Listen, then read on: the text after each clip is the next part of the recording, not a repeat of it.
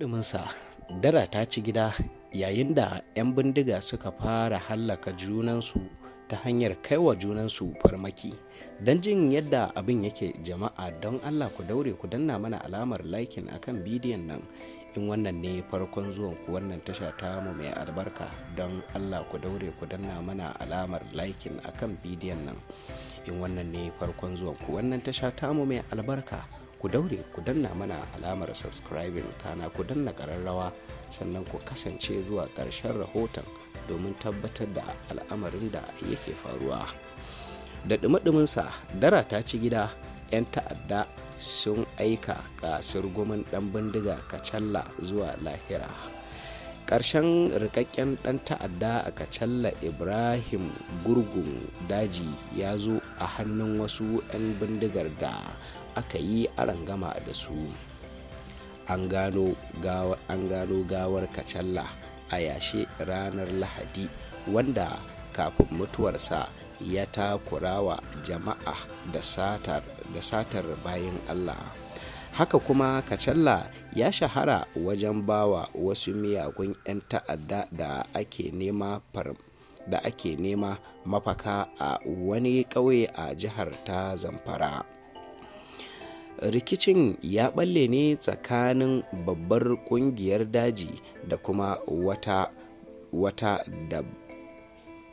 dabar ta daban, wanda ya jawo hallaka ɗaya daga cikin jagororin 'yan ta'adda da suka addabi mazauna yankin Zamfara da kewaye.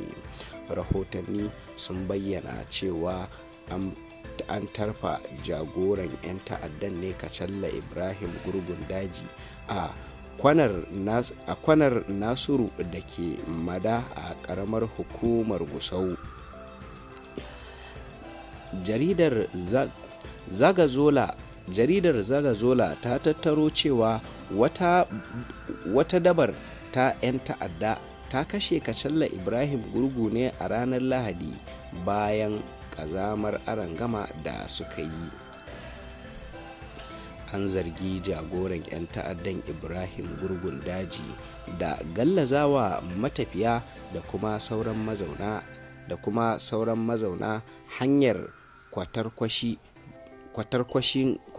Mada da ke ƙauyen. An gano cewa ya kitsa miyagun ayyuka ne daga ƙauyen Shangel da ke ƙauyen Mada, inda ya gawurta wajen satar mutane har cikin garin Gusau.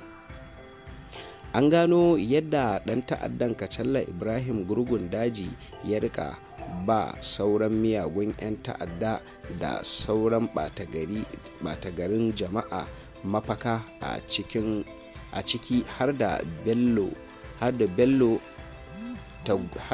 Katoje. Kisan Kacalla Ibrahim Gurgun Daji zai ƙara bunƙasa yaƙi da sojojin ƙasar nan ke yi wajen kakkaɓe 'yan ta'adda a faɗin ƙasar. Duka anar labaran na mai zo ƙarshe, jama'a don Allah ku ci gaba da bibiyar wannan tasha ta mai albarka.